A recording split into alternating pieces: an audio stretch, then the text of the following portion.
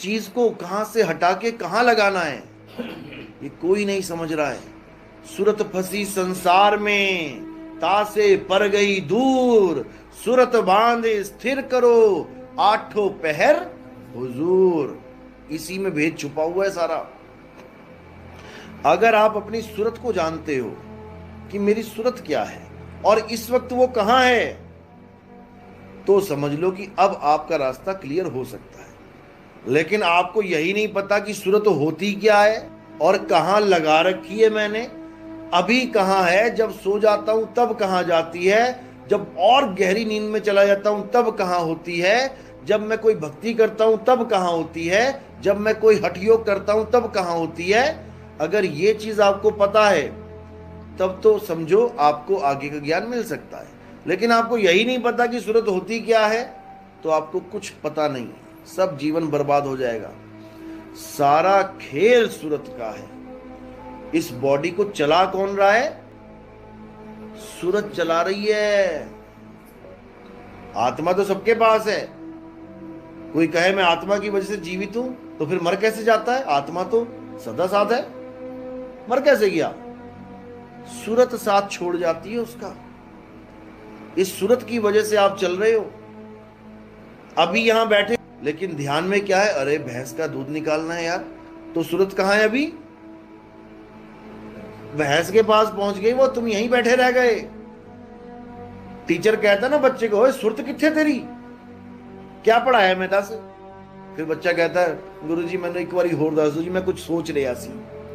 यानी जहां तुम सोच रहे हो सूरत वहां चली गई तुम्हारी।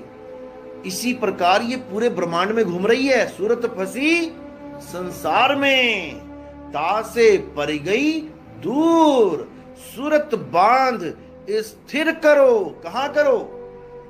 कहां करें स्थिर? पत्थरों में, नदियों में, नालों में, मंदिरों में, मस्जिदों में, गुरुद्वारों में, फोटो में। फोटो में स्थिर कर ली तो छिपकली बन के रहना पड़ेगा फोटो के पीछे। पुरानी फोटो हिलाओ, क्या निकलता है बीच में से?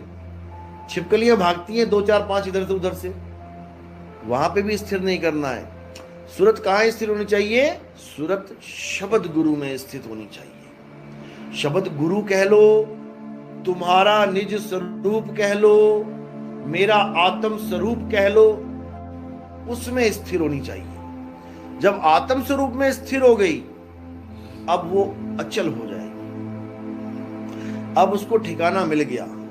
यानी पहले वो चक्की में पिस रही थी, चक्की में कोई जगह है जहां बच जाए? चल रही है ना चक्की, कोई जगह है जहां बच जाए कोई दाना? कहां है? बस उस कील को ही ढूंढना है। वो कील ही एकमात्र जगह है जहां तुम पहुंच गए तो जुगों जुगों तक चक्की चलती रहे, लेकिन तुम बचे रहोगे। कारण क्या है कील का कि वो बचा लेगा? क्या कारण है कील का? क्योंकि वो अचल है। चक्की चल नहीं चलती। हे अर्जुन, आत्मा अचल है। अचल को डिफाइन नहीं कर पाया कोई आज तक। अब कोई कहे मैं तो चल रहा हूं तो मेरी आत्मा भी चल रही होगी। नहीं चल रही है। मैं पूरी दुनिया में चलाऊं, मेरी आत्मा नहीं चल रही है। जैसे घड़ी की सुइयां एक बार छोड़ो 1000 बार घूम लें, तो क्या कील भी उसके साथ घूम रही है? जिस कील में वो तीनों सुइयां अटैच हैं वो अचल है, और घड़ी की सुइयां घूमी जा रही हैं, घूमी जा रही, घूमी जा रही हैं। इसी प्रकार हम सब काया रूप में घूमी जा रहे हैं, घूमी जा रहे हैं, भटकी जा रहे हैं, लेकिन हमारा आत्मदेव अचल है। इसीलिए गुरु ग्रंथ साहब में बोला गया है कि अगर कोई पूजनीय है तो केवल एक ही वस्तु पूजनीय है, आत्मदेव पूजिए गुरु के सहज सुभाए। अगर तुम पूजा करना चाहते हो तो केवल एक ही वस्तु है जो पूजनीय है, जिसका कभी जन्म और मरण नहीं होता। बोला ना 10वीं पातशाही ने, आदि अंत एको अवतारा, सोई गुरु समझो हमारा। तो आदि और अंत में एक ही अवतार है, वो वही मेरा गुरु है। तो बाकी कौन है? पहली पातशाही से 9वीं पातशाही, वो कौन है फिर? अगर हमारा एक ही गुरु है जो आदि अंत एको अवतारा, तो पहली पातशाही से 9वीं पातशाही तक वो लोग कौन है? कौन है वो लोग? संत हैं। गुरु ग्रंथ साहब गवाही देता है कि सेवा को दो ही भले, एक संत एक राम। राम है दाता मुक्ति का और संत जपावे नाम। जो आदि अंत एको अवतारा वो है राम, और उस राम का जो तुम्हें भेद बता रहा है वो है संत। साधु कह लो, संत कह लो, उसी के लिए बोला है प्रभु कृपाल कृपा करे, नाम नानक साधु संग मिले। जब प्रभु कृपा करता है, लोग सोचते हैं मेरे तो बड़े बड़े धंधे चल गए जी, करोड़पति बन गए, मकान दुकान बढ़िया हो गया, प्रभु की कृपा हो गई। नहीं हुई। ये माया की कृपा है भाई, ये माया की कृपा। 1 मंजिल से 10 मंजिल बन गया, माया ने कृपा की है। अगर ये प्रभु की कृपा होती तो रविदास जी का भी बन जाता। रविदास जी से ज्यादा तो प्रभु को नहीं जान पाए ना कोई बिजनेसमैन। तो बिजनेसमैन तो 1 तल्ले से 10 तल्ले बना लिए, और रविदास जी रह गए एक झोपड़ी में। तो फिर तो प्रभु की कृपा रविदास जी पे कम हुई, कबीर साहब पे कम हुई, सब संतों पे कम हुई, बिजनेसमैन पे ज्यादा हो गई। बिल्कुल गलत है। ये कृपा है माया की। हमने ये डिजाइन बना लिया अपने दिमाग में कि अगर मेरे घर में सब ठीक चल रहा है, मेरा धंधा बढ़िया चल रहा है, दुकान मकान सब बढ़िया चल रहा है, तो प्रभु दयाल हुआ पड़ा है। बिल्कुल गलत है। प्रभु दयाल हुए का मतलब है प्रभु कृपाल कृपा करे, नाम नानक साधु संग मिले। जब तुम्हें कोई संत मिले, साधु मिले, और तुम्हें नाम की महिमा समझा दे, अब समझो कि प्रभु कृपाल दया कर गया हम पे, क्योंकि अब हमें वो कैदी से, इस कैद से छुड़वा देगा। अब हमें वो कैदी नहीं रहने देगा। जेल में कैदी कितना ही अमीर हो जाए, है तो कैदी। एक दिन मौत होएगी उसकी, एक दिन फांसी पे चढ़ना पड़ेगा, सारा जितना इंतजाम किया वो वहीं छूट जाएगा जेल में। उसका क्या फायदा?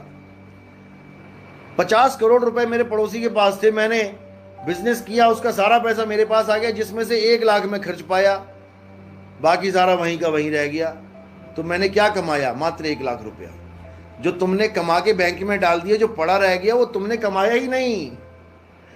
वो तो एक माया ने जाल बिछाया कि आज उस अकाउंट में और इधर तुम्हारे में आ गई, पड़ी वहीं रह जानी है, ना तुम्हारे किसी काम आई। तुम तो केवल 1 लाख रुपए में ही सारा निपटा के चले गए, और तुम ये सोचते रहे मेरे पास पड़ी है, मेरे पास पड़ी है। नहीं पड़ी है, तुम्हें लग रहा है पड़ी है, नहीं पड़ी है। वो इसी लोक का माल है, इसी लोक में पड़ा हुआ है। आज इसकी तिजोरी में, कल उसकी तिजोरी में, परसों उसकी तिजोरी में, और आदमी सोच रहा है मेरी तिजोरी में। अरे तुम्हारी तिजोरी है ही नहीं यहाँ पे, तुम्हारी तिजोरी यहाँ पर है ही नहीं। तुम एक ऐसी कंपनी में काम कर रहे हो जिसमें सारी तिजोरियां उस कंपनी के मालिक की हैं, तुम्हें केवल साफ सफाई के लिए रखा गया है। समझ रहे हो? ये सारे मकान उसी के हैं, ये सारी दुकानें उसी की हैं। सुबह से लेके शाम तक तुम केवल झाड़ू पोछा करते हो, और झाड़ू पोछा करते करते पूरा जीवन बिताते बिताते फिर उस मकान को छोड़ के चले जाते हो। बताओ किसका दादा लेके गया मकान? यहीं पड़ा हुआ है, सारी उम्र उसको रिपेयर करता रह गया बेचारा, और यहीं छोड़ के चला गया। और ये मकान भी, ये जेल ऐसी है जिसमें सरकार जेल नहीं बना रही है कमरे, सरकार ने तुम्हें क्या रखा है, अपनी अपनी जेल बनाओ। अब जितना तुम्हारे पास पैसा है, तुम उतना पैसा जेल में लगा रहे हो, अपनी जेल बना रहे हो। जेल ही है ये मकान दुकान। एक सरकारी जेल होती है जहां पहले से कोठरियां बनी होती हैं, और एक ये 3 लोक जेल है। जब इस दुनिया में पहली बार इंसान आया, एक भी मकान, एक भी झोपड़ी नहीं बनी थी। बनी थी क्या? कैदी को काला पानी की सजा देके उसको टापू पे भेज दिया गया। अब उस कैदी ने पूरा टापू ही बसा दिया। दे मकान पे मकान, दे दुकान पे दुकान, बड़े बड़े शहर बना दिए। ये सब कमरे हैं किसके? कैदियों के। कोई कैदी अमीर है, कोई कैदी गरीब है, दोनों ही कैदी हैं, और दोनों की एक सी सजा है। सबको फांसी लगी हुई है, यहाँ पे सबको मरना है। लेकिन बड़े बड़े मकान बना के कैदी सोच रहा है मैं ज्यादा खुशहाल हूं, मैं ज्यादा खुश हूं। बिल्कुल नहीं है। नानक दुखिया सब संसार, और सुखी सोई जो नाम आधार। नाम आधार मतलब जो राम राम कर रहा है, जो ओम नमः भगवते वासुदेव कर रहा है, जो वाहिगुरु वाहिगुरु कर रहा है, वो क्या सुखी है? सुखी नहीं है भाई। सुखी वो है जिसके पास इस जेल से निकलने की चाबी है, क्योंकि नाम ही चाबी है। बिन नामे जग कमला फिरे, गुरुमुख नदरी आया। यानी सारी दुनिया नाम के बिना पागल हुई पड़ी है, पागल बनी पड़ी है। वो सोच रही है जो नाम मैं ले रहा हूं परमात्मा कभी नहीं होगी, क्योंकि हम गलती से 52 अक्षरी नाम को परमात्मा का नाम मान बैठे हैं। जब इंसान नहीं आया था तो कौन सा नाम था परमात्मा का? किसने बनाया? जब इस दुनिया में इंसान नहीं आया था सारे जानवर थे। क्या किसी ने परमात्मा का नाम बनाया? या इंसान चला जाए आज अगर, तो ये 184 जून है, ये परमात्मा का नाम बना सकती है? हिंदी में, पंजाबी में, उर्दू में बना सकती है क्या? क्या कुत्ते ने आज तक बताया कि मेरा परमात्मा कौन है? मैं हिंदू हूं कि मुसलमान हूं कि सिख की ईसाई? गाय बैल बकरी ने बताया कि मैं किस भगवान को मानती हूं, मैं किस धर्म की हूं? ये रोग केवल इंसान को लगा है, 52 अक्षरी रोग। इसी रोग को काटने के लिए कबीर साहब आते हैं। गुरु ग्रंथ साहब में क्या बोला उन्होंने? 52 अक्षर लोक त्रय, सब कुछ इन्हीं माही, और ये आखर खिर जाएंगे, वो आखर इनमें नहीं। ये रोग है, ये 52 अक्षरी रोग लगा बैठे हैं हम लोग। 52 अक्षर जीवा धारा, अक्षर जीभ्या से न्यारा, वाही को सत सिमरण कहिए, सिमर सिमर नर उतरो पारा। ये रोग लगा है हमें। वाहिगुरु वाहिगुरु, राम राम, अल्लाह अल्लाह, गॉड गॉड, कबीर कबीर, सब 52 अक्षर हैं। ये अक्षरों को जप रहे हैं हम लोग, और हमें लग रहा है कि हमारी मुक्ति हो जाएगी। अब तो नहीं पता, लेकिन ओशो धाम में जो ओशो नाम है वो उनका नहीं है, वो तो आचार्य रजनीश थे। ओशो नाम कहां से आया? क्या है ओशो का मतलब? हैं? ओशनिक नहीं, ओशो का मतलब है श्वासों में जो क्रिया चल रही है।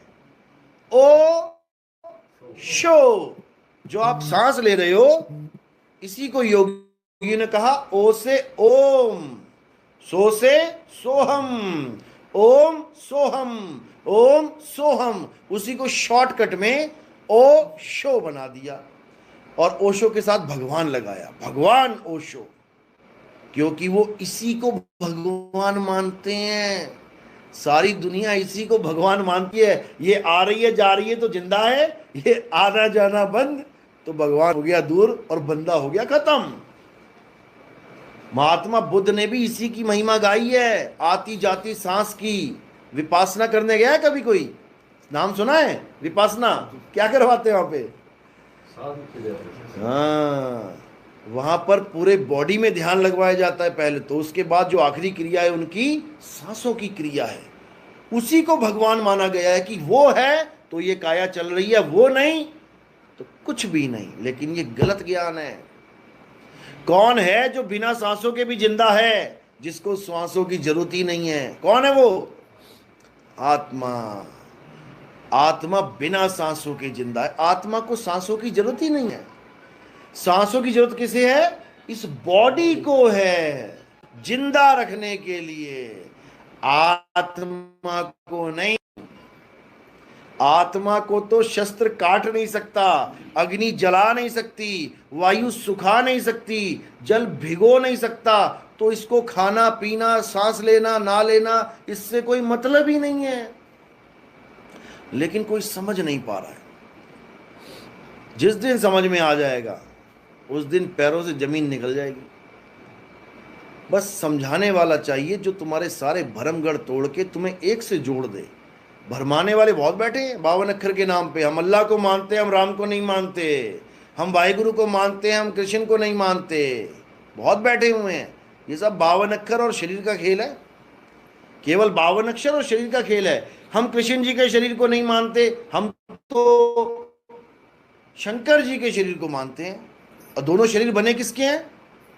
कितने तत्वों के बने हैं?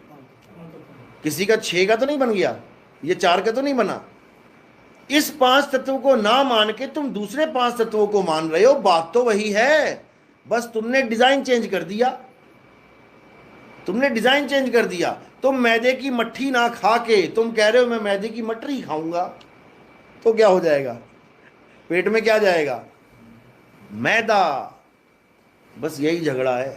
जिस दिन हमने 52 अक्षरों को और 5 तत्वों को समझ लिया, उस दिन झगड़ा खत्म हो जाएगा। ये जितने कमरे में बैठे हैं सबकी शक्लें अलग अलग हैं।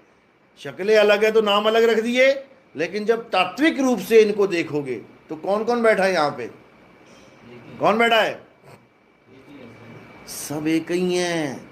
हवा, पानी, अग्नि, आकाश, ये जल सारा बैठा हुआ है। ये 5 तत्वों के शरीर बैठे हुए हैं, सब एक ही हैं। केवल शक्ल का डिजाइन बदल दिया। ये मेरा पापा है, ये मेरी मम्मी है, ये मेरा चाचा है, और तत्व रूप में वो 5 तत्व है। तुम पापा 5 तत्वों को मान बैठे हो। ये हवा, पानी, आग, धरती, आकाश मेरा पापा है, तो वो बाहर वाला क्या है फिर? बाहर भी तो धरती, हवा, आकाश है। वही गूंद के ये एक डिजाइन बना दिए, तो ये तुम्हारा पापा हो गया और वो तुम्हारा पापा नहीं है। यही माया का खेल है भाई। मैं तो ओशो को मानता हूं। ओशो क्या है? 5 तत्व है। मैं ओशो को नहीं मानता, मैं तो राधा स्वामी को मानता हूं। वो क्या है? वो भी 5 तत्व है। तू 5 तत्वों को छोड़ के 5 तत्वों में फंस गया। ज्ञान है। मैं राधा स्वामी को मानता हूं, इसका मतलब ये नहीं कि मैं 5 तत्व को मानता हूं, मैं उनके ज्ञान को मानता हूं। मैं कबीर साहब को मानता हूं तो इसका मतलब ये नहीं मैं उनकी देही को मानता हूं, मैं उनके ज्ञान को मानता हूं। मैं नानक साहब को मानता हूं, इसका मतलब ये नहीं कि मैं उनके शरीर को मानता हूं, मैं उनके ज्ञान को मानता हूं। और असल में ज्ञान ही गुरु है। वाणी गुरु। वाणी का मतलब ये नहीं जो लेख तुम्हें दिख रहा है, वाणी का मतलब है जो ज्ञान उसमें से मिल रहा है। वाणी गुरु, गुरु है वाणी, और बिच वाणी अमृत सारे। ये समझ में नहीं आ रहा लोगों को। लोग वाणी को मान के बैठे हैं। इतने संतों की वाणी को ही मैं मानता हूं जो गुरु ग्रंथ साहब में नहीं है। जिस संत की वाणी वो कच्ची वाणी है। मीराबाई की भी नहीं है। तो मीराबाई कच्चे गुरु की चेली थी क्या? मीराबाई कच्चे गुरु की चेली थी। जब गुरु पक्का है तो चेला भी तो पक्का ही होगा। उसकी वाणी क्यों नहीं है? वो भी तो उसी के समय में हुई थी। किसी लेडीज की वाणी क्यों नहीं है? सहजोबाई, मुक्ताबाई, महाराष्ट्र में मुक्ताबाई के नाम के झंडे गड़े हुए हैं, लेकिन हमारे ग्रंथ में नहीं है। तो इसका मतलब ये नहीं कि वो पूर्ण नहीं है, ऐसा बिल्कुल नहीं है। जो पूर्ण है उनकी वाणी पूर्ण है, और जो पूर्ण नहीं है उनको बोला है अगर वो वाणी लिखते हैं बिना अनुभव के, वो कच्ची वाणी है, कटेगी। वो कच्ची वाणी है, कटेगी। इसीलिए कच्ची और पक्की का भेद यही है कि जो अनुभव के साथ वाणी आती है वो पक्की वाणी है, और जो बिना अनुभव के सुनी सुनाई वाणी होती है, लिखने वाले लिखने लग जाते हैं, सोचते हैं अरे बहुत तुक्के मेल मेल के, और सोचते हैं मैं तो ब्रह्मज्ञानी हो गया। वो सब कच्ची वाणी है, कटेगी वो, क्योंकि उसका अनुभव नहीं हो सकता उससे।